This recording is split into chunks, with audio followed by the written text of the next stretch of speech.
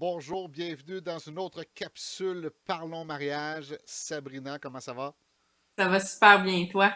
Good, ça va très bien. Ça va être une capsule particulière, j'ai envie de dire ça comme ça aujourd'hui, qu'on a intitulée Oser dans la simplicité. Puis j'ai envie de te poser la question, qu'est-ce que ça veut dire pour toi?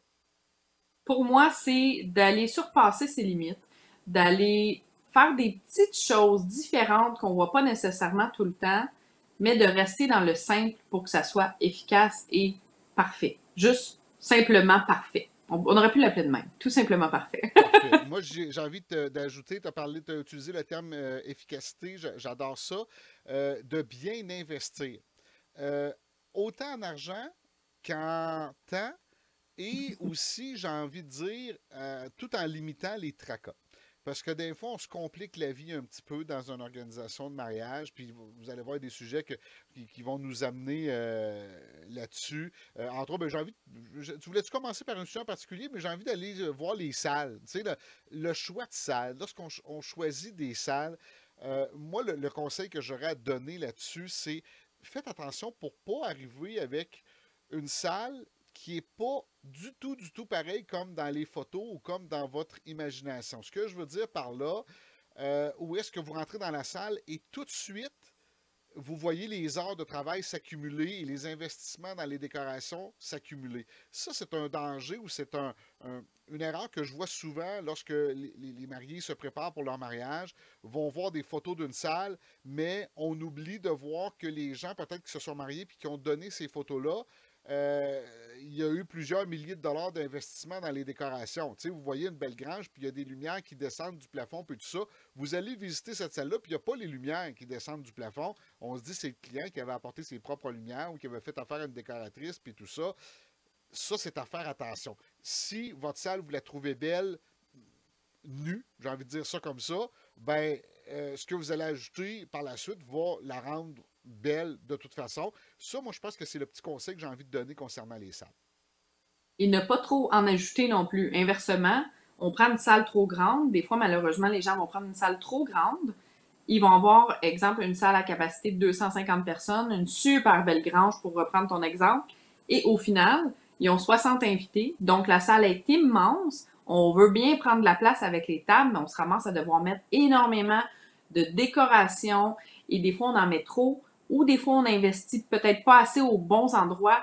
On fait des choix de petits objets, de petites choses, des petits centres de table, puis on se ramasse à en mettre beaucoup, beaucoup, beaucoup, beaucoup. Et ça devient soit de mauvais goût, soit ça devient peut-être un petit peu trop, ça a l'air un peu cheap parce qu'on essaye de remplir un espace qui est déjà magnifique après ma barre. Fait que de faire un choix de salle qui nous plaît déjà d'avance, nu, comme tu le dis, ou vide ou très peu décoré pour nous permettre d'avoir un gros wow quand on arrive dans notre salle. Il y a déjà aussi des salles qui ont une décoration offerte, qui a une décoration de base. Si vous voulez une salle chic, souvent on va le voir dans les salles plus chics, ils ont déjà un setup, un décor de base qui est inclus, puis que ça permet de sauver des sous, puis c'est déjà grandiose, c'est déjà majestueux, c'est magnifique.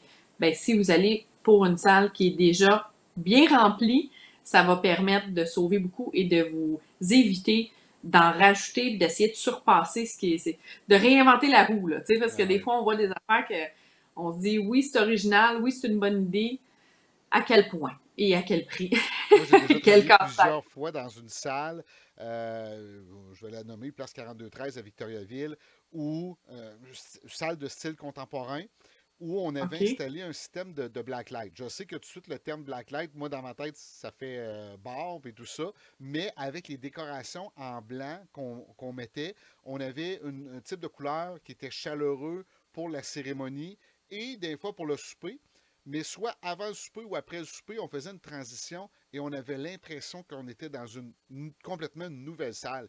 Et ça, là, pour l'investissement, c'était très peu pour le résultat que ça donnait, le wow que ça donnait. Fait que des fois, il y avait les cérémonies, les gens sortaient à l'extérieur pour aller prendre une photo de groupe. On faisait juste allumer les lumières, blacklight, les gens venaient à l'intérieur et disaient ben voyons, ils ont tous changé les décors ici. Ça changeait complètement le visuel de la salle. Ça, c'est le genre d'investissement que moi je trouve intéressant, que les mariés n'ont pas eu besoin d'investir énormément d'argent et surtout pas énormément de temps. Ça prenait que quelques secondes et tout le décor était changé et il y avait un effet wow qui était intéressant.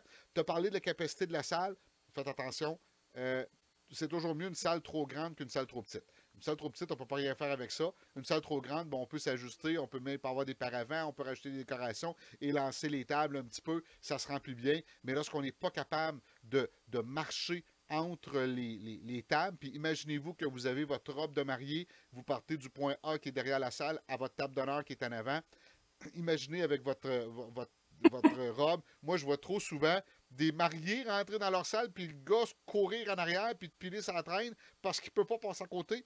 Il n'y a pas de place. Donc, mieux vaut une salle qui Oui. respire bien que d'être trop collé dans la salle. Et une salle trop grande, mais à ne pas bourrer de choses non plus. Tu sais, on garde Sans un faire exprès. espace épuré, léger. Fait que c'est bon d'avoir une salle plus grande, effectivement. Merci de l'avoir précisé.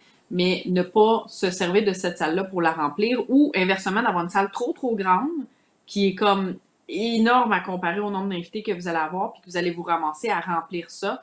D'un point que je vais en parler, tant qu'à parler de la décoration, à faire des stations de photobooth. Ah, S'il vous plaît.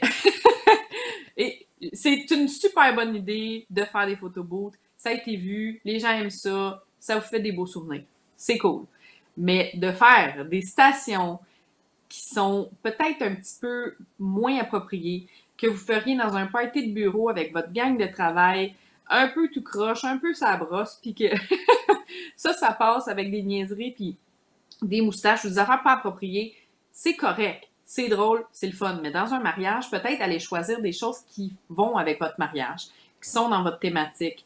Tu sais, la perruque de clown là, pour les photos avec vos invités, c'est peut-être drôle, mais ça va être bien plus beau si vous mettez un beau petit chapeau ou quelque chose qui va être un en peu plus effet. chic, un peu plus... Tu sais, si c'est un mariage plus western, allez-y avec des chapeaux de cow-boy, puis ça va être bien en masse que Ouais. vos gens s'amusent avec ça, des petites branches de foin. J'aime mieux que vous, moi, personnellement, j'aime mieux que vous y alliez dans votre thématique et que ça vous serve que d'aller vous faire un photobooth qui a de l'air d'un espace que vous avez loué qui a comme pas rapport. Le Cirque du Soleil. Sinon, oui, c'est en plein ça. Puis, on veut oser dans la simplicité. Si vous voulez y aller simplement, il y a plein de compagnies qui offrent maintenant des miroirs, qui offrent déjà des photobooths, des photobooths tout installés, Ah oui. ou vous y allez super simple. Ça, je l'ai déjà vu dans le mariage de Alain et Karine. C'était super cute. Sur la terrasse à l'extérieur, il y avait une magnifique terrasse. La salle est déjà belle, les lieux sont déjà magnifiques. Il y avait un super beau genre de jardin sur leur terrasse qui était très très beau. Donc à proximité du cocktail, il avait fait un beau cadre.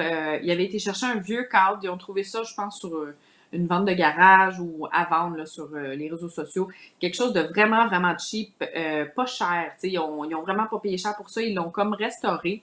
Ils l'ont peinturé dans les couleurs de leur mariage. Je pense que c'était un blanc avec un petit rosé.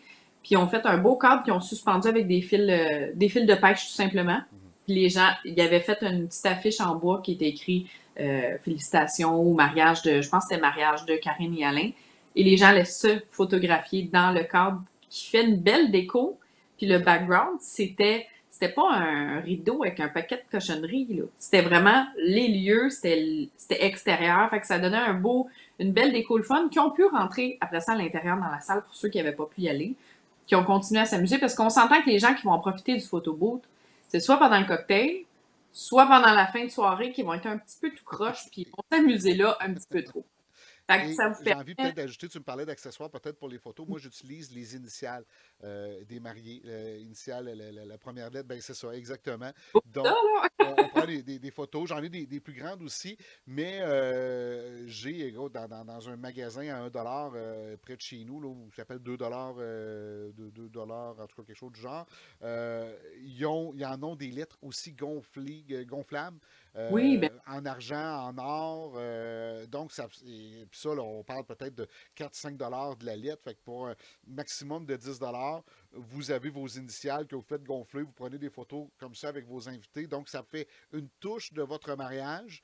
C'est simple. Les gens tiennent ça dans leurs mains et ça fait des beaux souvenirs. Donc, c'est des choses très simples. Lorsqu'on parle de oser dans la simplicité, là, c'est vraiment un exemple. Je sais que tu voulais me parler des décorations sans valeur.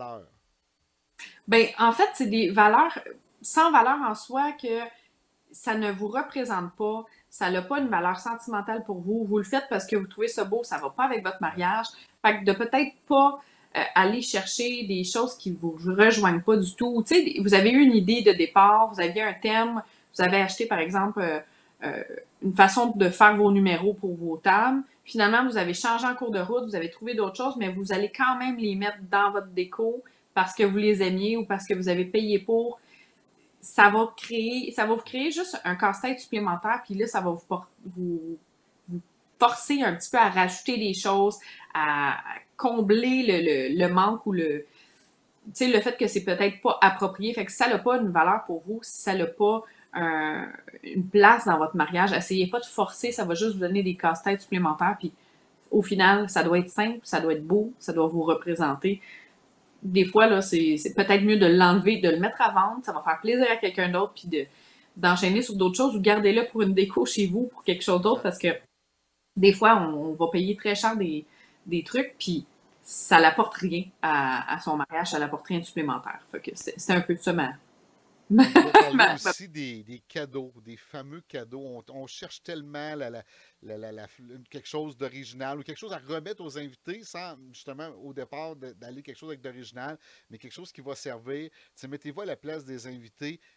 Est-ce qu'ils vont faire Wow, je vais le garder ou j'ai hâte de le garder? T'sais, il y a des choses, c'est pas à cause que vous ajoutez votre nom dessus qu'ils vont faire wow. Là, il y a des objets qui se placent très bien. Là, des choses très simples. Je pense à un crayon gravé avec votre nom, tout ça. Je sais que mes parents avaient fait leur 35e anniversaire, je ne veux pas trop les vieillir, là, mais 35e anniversaire de mariage, et ils avaient donné des crayons, puis dans le crayon, tu avais une espèce de calendrier qui se déroulait. C'était simple, là, avec leur nom gravé dessus. C'était des choses très, très simples. Ça leur avait pas coûté cher, mais c'était serviable. On visite encore des gens, puis on voit le crayon à côté du téléphone qui sert encore. Fait que ça, c'est le fun de voir ça. Des choses qui peuvent servir dans les cadeaux. Ou tout simplement, moi, j'aime bien le chocolat. Là, un petit Ferrero Rocher. J'aime tout à ça. Oui, les petites plantes aussi, les succulents, là, quand ça, c'est beau. Puis, tu sais, il y en avait une qui avait mis à un moment donné, je sais pas si c'était, je pense que c'était sur un groupe, j'avais vu ça, un groupe de mariage qui, c'était écrit comme, tu sais, ben, c'était plus beau que ça, mais faites pousser, faites grandir notre amour ou quelque chose comme ça. Puis c'était une belle petite plante qui était remise. Tu sais, c'est passe-partout, c'est le fun. Je les ai apportés pour vous le montrer. Oui. C'est un cadeau de mariage qu'on a eu de nos amis lorsqu'on assistait à leur mariage. C'est quelque chose qu'on sert souvent. Une ouvre-bouteille, c'est quand même simple. Et un beau petit ouvre-bouteille de bière. Mais tu sais, à leur effigie, avec un beau petit message, avec nos noms et la date de leur mariage. On avait un beau petit carton, un beau petit emballage. C'était super simple. Pour les dames, c'était justement celui-ci. Et pourtant, inversement, mon chum se sert plus de celle-là, puis moi, je me sers. Mais tu sais, moi, je le vois parce qu'en tant qu'animateur, souvent, les mariés viennent nous voir et dire Hey, peux-tu rappeler aux gens qui peuvent partir avec les cadeaux? Là? Habituellement, c'est pas bon signe. Si les gens se rendent compte qu'ils peuvent, c'est à leur place, puis tout ça, habituellement, ils s'en rendent compte assez rapidement. Tu as montré des exemples de cadeaux. Moi, je vais t'en montrer un que je fais moi-même. C'est disponible sur Monsieur Mariage. Je ne sais pas si on voit bien, mais avec le nom des mariés, il y a la date au bout de leur mariage, qui, eux, étaient le 24-10 du 20. Et avec le petit cœur au centre. Donc, c'est tout simplement un porte-clés qui reste en souvenir comme ça. Donc, les gens vont mettre ça tout de suite après leur trousseau de clés, vont partir avec ça. C'est un petit souvenir qui est très simple, qui va rester, qui ne prend pas de place. Donc, genre d'accessoire qui peut servir facilement, mais pas trop se casser la tête avec ça. Non, puis une autre façon, tu sais, tant qu'à oser dans la simplicité, c'est quelque chose qui est significatif, c'est quelque chose qui est remis, qui coûte pas trop cher, puis c'est vraiment un présent pour remercier les invités. Quelque chose que j'avais vu, que je trouve super, puis je trouve que ça représente bien d'oser dans la simplicité. On pense toujours pour acheter quelque chose à remettre à ses invités pour les remercier, que ça soit une gugus, puis tu sais, on se ramasse à acheter n'importe quelle affaire qui coûte pas trop cher, que 2-3 $, des fois un peu plus, puis des fois un peu moins pour différents budgets. Puis ça sert pas, les gens se ramassent avec ça, ça traîne chez eux, ils ont ça dans une boîte, puis ils finissent par jamais les regarder. Puis moi, j'avais vu un couple qui avait fait des cadres Dans le cadre, ils avaient acheté des cadres au Dollarama, là. Ils l'ont peinturé vite, vite dans la couleur, mettons, dorée de leur mariage. Ils avaient écrit un petit message pour chaque couple invité au mariage. Fait que chaque couple aux tables avait un cadre Wow. avec le message. Puis ils ont fait des photos avec chacun de leurs invités, ben, les couples là, lors du mariage. Puis Dans le ils ont fait mariage. imprimer la photo. Ils leur ont envoyé avec la carte de remerciement. Puis ils ont pu la mettre dans le Excellent. cadre avec le. Fait que tu sais, c'est simple, c'est super le fun comme idée cadeau. Puis t'as un message personnalisé à toi qui te parle. Fait que tu sais, t'as un an, là, tes invités, tes gens, t'as un an pour penser à eux autres, prendre 5 minutes pour faire un beau petit message pour eux.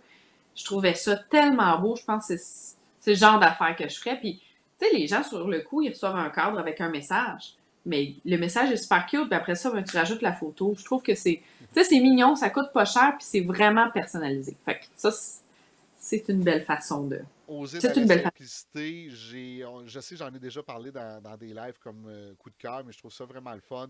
Euh, tu sais, puis c'est pas cher, c'est pas dispendieux d'acheter un ou deux caisses de 24, pas de boisson, parce que les gens en prennent déjà au mariage, mais Oui. de Gatorade, Powerade, ou pas de boisson énergisante, mais boisson hydratante. Je pense qu'on peut, je peux dire comme ça, là. Ça pourrait être des bouteilles d'eau tout simplement. Et je sais que c'est pas nécessairement dispendieux. Si on va aller plus loin et l'offrir sous forme de cadeau, de faire une étiquette personnalisée sur la bouteille. Bon, peut-être que les gens ne le garderont pas par la suite, mais ils vont s'en servir. Ils vont être très, très, très heureux de partir si un des deux membres du couple a besoin peut-être de s'hydrater lors du retour à la maison. C'est le genre de choses qui est très, très simple, qui est très apprécié, puis qui vous coûtera pas cher, autant en argent, autant qu'en investissement. Donc, d'amener une, deux caisses, trois caisses, quatre caisses, peu importe le nombre d'invités de ce type de boisson-là qui hydrate pour les gens habituellement qui font du sport, ou c'est excellent, j'ai envie de vous dire, pour les gens qui ont consommé un petit peu de boisson. Ça peut aider énormément. Oser dans la simplicité, c'est un autre exemple. Il y en a tellement d'exemples. On peut en parler longtemps, mais c'est plein de petites choses comme ça que vous pouvez créer, que vous pouvez apporter à votre mariage qui va vous enlever aussi un casse-tête. Parce que là, on vous donne des idées, on vous parle de choses qu'on a vues, qu'on a appréciées, qui ont fait wow, puis que c'était tout simple, mais en même temps, c'est des choses qui vont vous enlever beaucoup de préoccupations, beaucoup de stress et beaucoup d'investissement. Parce que, tu sais, des fois, on focus sur une petite affaire, puis on veut absolument ça, puis on cherche, puis on le trouve pas, puis on est désespéré, puis finalement, on l'achète super cher, ou on commande ça quelque part, ça arrive pas. Tu sais, c'est enlever ces casse-têtes-là, puis je pense qu'on est aussi dans un renouveau. Tu sais, il y a beaucoup de mariages, la grosse mode des mariages beaux, des mariages plus simples, plus doux, plus dans la nature. Il y en a de plus en plus, puis c'est un attrait très populaire, ça n'enlève rien au mariage chic, mais des mariages chics très simples, ça peut être super beau aussi. Fait que je pense que c'est un ensemble de choses qui va nous permettre d'aller chercher, à oser, à être original, à être créatif, sans se casser la tête, puis sans encore s'occasionner des frustrations puis des tourments. Tu sais, j'ai eu à un moment donné un mariage où est-ce qu'il avait fait toute la présentation des invités. C'était une grosse présentation, il y avait un gros cortège. Puis tu sais, t'es bien placé pour le dire que des fois, ça peut peut-être être très long. Tu sais, on applaudit la maman avec son conjoint, on applaudit le papa avec son conjoint, la maman du marié, le papa du marié. Les familles reconstituées, ça fait des longues familles. Puis là, ben, on rajoute le cortège au complet. À un moment donné, c'était trop long, fait que les autres, ils se sont dit, tant qu'à éterniser, on va nous faire présenter, nous, les mariés, mais ils ont fait une belle petite présentation en vidéo pour les invités. Fait que c'était un élément qui revenait dans leur mariage. Fait que la présentation, il y a eu un petit blog vidéo, il y avait une petite présentation, pas parlée, là, c'était quelque chose de très dynamique, bien fun, mais très simple. Puis ensuite, ben, on a fait la présentation des mariés, puis un petit peu plus tard dans la soirée, un autre petit blog de vidéo pour parler des invités qui étaient là. Fait que ça l'a touché tous les invités qui ont été là parce qu'on les a vus sans juste voir les photos défiler pendant tout le repas. C'était un petit plus, un petit quelque chose de plus qui était le fun parce que Et ça coûte on rien. voyait. Ça coûte rien, puis vous Hein? pouvez le faire chez vous. Ça sera pas parfait comme si vous engagez une vidéaste pour le faire, mais ça vous coûte pratiquement rien. Vous allez chercher des photos, vous allez chercher des différents moments, vous pouvez écrire ou, tu sais, aller chercher des photos de vos invités, puis au lieu de mettre juste vous autres, votre vie de couple sur un gros tableau dans la salle, ben allez en mettre des photos de vos invités proches de leur table ou Tu sais, c'est simple. C'est une idée tout simple, mais les invités vont s'en rappeler, puis ça va les interpeller, je pense, pour la journée. En C'est investissement de temps, il y a un facteur, j'ai envie de dire, que j'ai envie de vous obliger à investir du temps pour bien le faire, c'est le plan de table. Lorsque les invités arrivent dans une salle, à savoir où est-ce qu'on est placé. C'est sûr que si vous avez un tout petit mariage de 20-30 personnes, tout le monde se connaît, tout le monde a une proximité, qu'il soit assis n'importe où, ça ne vous dérange pas. Mais à partir du moment où vous avez un 40, 50 et plus d'invités, je sais que c'est une tâche qui n'est pas nécessairement évidente de faire le plan de table. C'est pas la tâche la plus le fun, mais dites-vous une chose, vous aimez mieux faire votre plan de table avant le mariage qu'à avoir à gérer un plan de table qui n'existe pas la journée de votre mariage. Parce que je vous explique rapidement ce qui peut arriver, c'est que si vous dites, moi, on loue une salle, il y a 150 places, puis on a 150 invités, ou même 140, on a mis 10 places de plus comme ça. Admettons qu'il y a une place qui sont 10, puis là, il y a un couple qui arrive, puis ils voulaient être assis avec eux autres parce que c'est tous les frères et sœurs. Ben là, eux autres sont obligés d'aller dans à une autre table. Puis là, il va y avoir des gens qui vont venir s'installer avec eux autres qui connaissent plus ou moins. Là, il va rester 3 places, mais il y a 4 personnes qui arrivent. Là, ces 4 personnes-là disent on ne peut pas s'asseoir à cette table-là, il faut aller s'asseoir à une autre table. Et là, on arrive à la fin où est-ce que il y a 3 quarts des invités qui sont assis, il y a du monde à toutes les tables, et il reste peut-être 20 personnes qui sont debout, qui ne sont pas capables de se placer parce que c'est une place qui reste éparpillée ici et là. Il reste 20 places dans la salle, mais c'est une place à chacune des tables, donc on n'est pas capable de placer ces tables-là. En même temps, on va vous donner une solution. Moi, la solution que j'ai, arrangez-vous, organisez-vous pour avoir un plan de table qui est transformable jusqu'à la dernière minute. Il y a un cousin qui ne venait pas accompagner, puis là, il s'est fait une nouvelle blonde, il va amener sa blonde, ou l'inverse, il n'y a plus de blonde, tout ça. Là, barrer le nom de la blonde. Tu sais, il est en peine d'amour, puis barrer le nom de la blonde sur le plan de table, puis lui, il arrive à la salle, puis il est en peine d'amour, puis là, il voit le nom qui est marqué un petit peu en dessous, mais il est barré en noir. C'est pas super le fun. Moi, j'aime beaucoup les plans de table écrits à la main avec une craie, mettons un tableau noir écrit à la craie, ou tout simplement, chaque table qui est un morceau de papier accroché sur une espèce sans dire une corde à linge, mais des petites cordes, puis avec une petite pince à linge, que vous dites, oups, la table numéro 4, il y a un changement. Vous enlevez la feuille, vous en faites réimprimer une nouvelle, puis vous la mettez, puis c'est réglé. Vous pouvez régler ça à la dernière minute. Même des fois, on peut demander à la salle directement, je t'envoie mon plan, puis s'il faut changer des noms, tu peux-tu changer les noms? Tu sais, ça se fait à la dernière minute. Ça serait un petit conseil que j'aurais à vous donner, dans oser dans la simplicité, mais simplifiez-vous la tâche, organisez-vous pour avoir un plan de temps. Oui, puis un plan de table que vous structurez bien avant. Quand vous êtes prêt, vous l'imprimez. L'idée, puis c'est une idée super populaire en ce moment que tu viens de donner, d'accrocher le plan de table avec vous faites un beau cadre. Vous pouvez mettre n'importe quoi derrière, ce que vous voulez, mais c'est plus pour éviter le principe de faire imprimer un gros plan de table et que sur celui-ci, tous les noms y figurent, puis qu'au final, ben, on se ramasse à devoir faire des traits Des ou le faire changements. réimprimer. Puis oui, à moins que vous soyez capable de l'imprimer à la maison ou pas loin de chez vous, puis que ça se fait en 2-3 jours, il n'y a pas de problème. Mais si vous faites faire quelque chose de spécifique, de spécial, ben c'est plate d'attendre des délais dernière minute parce que vous allez vous fâcher en plus. Après vos invités, vous allez être déçus, vous allez être fâchés, vous auriez dû me le dire avant, on a des choses de préparer. Ouais. C'est ça qui arrive Des petits moments avec les plus fameux plans. simples qui peuvent être des moments qui peuvent être faciles à organiser. Prenez un temps avec vos parents. Bon, tout dépendant de la proximité que vous avez avec vos parents. Moi, je vois souvent les parents, surtout les mamans qui travaillent fort pour vous aider dans votre mariage, puis qui sont partout parce qu'ils vont s'occuper de vos enfants, ils vont s'occuper d'aller placer le bouquet, ils vont s'occuper. Et eux autres, là, sont là. Ils s'assurent que pour vous autres, ça va bien. Et moi, ce que je fais personnellement, c'est que je m'organise toujours pour que, si c'est possible, les premiers qui entrent dans la salle, ce sont les mariés et les parents, et je ferme les portes derrière eux. Je demande aux invités, pouvez-vous m'attendre 2, 3 petites minutes? Je demande aux demoiselles garçons d'honneur de gérer la situation, faire patienter les gens 2, 3 minutes. Et j'invite les parents à féliciter les mariés. Parce que souvent, les parents passent à la fin ou même ils n'ont pas le temps de passer. Puis j'ai trop souvent vu par expérience des parents en fin de soirée aller voir les mariés et dire Hey, on n'a même pas eu le temps de vous féliciter. T'sais, félicitations pour votre mariage. Moi, j'aime ça, prendre ça. Ça, là, vous pouvez le faire, le demander ce moment-là à la personne de la salle, à votre DJ, de dire on peut-tu avoir un petit moment juste avec les parents? Très court, là. C'est pas obligé de durer 15 minutes. Juste 2, 3 petites minutes. On porte un toast, puis je pense à toi, photographe, vidéaste, de prendre ce petit moment-là Oui. avec les parents qui est souvent oublié, qui est souvent mis de côté, qui n'a souvent pas lieu. Ça, c'est des moments qui coûtent rien, sont simples à organiser. Ça reste dans notre sujet, oser dans la simplicité.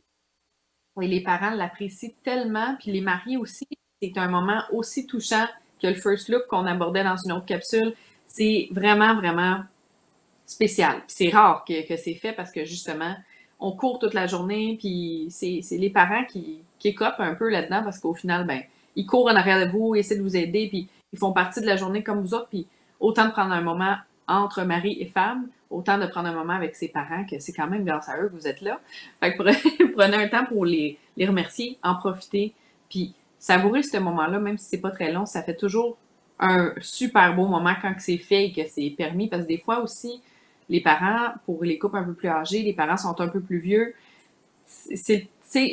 Nous autres, on passe notre journée à une vitesse éclair, puis eux autres, des fois, ils n'ont pas le temps de suivre, ils constatent, puis ils apprécient, puis ils vivent comme ils peuvent pendant la journée, mais de prendre ce moment-là, puis de s'arrêter, ça leur permet de le vivre vraiment pleinement avec vous, puis d'avoir, tu sais, de savourer les moments, on ne sait jamais ce qui peut arriver, fait que de savourer chaque moment dans sa journée, ça, c'en est un, puis c'est super le fun que tu le fasses avec tes clients, parce que, sincèrement, c'est pas tout le monde qui le fait, ça devrait être fait en tout temps.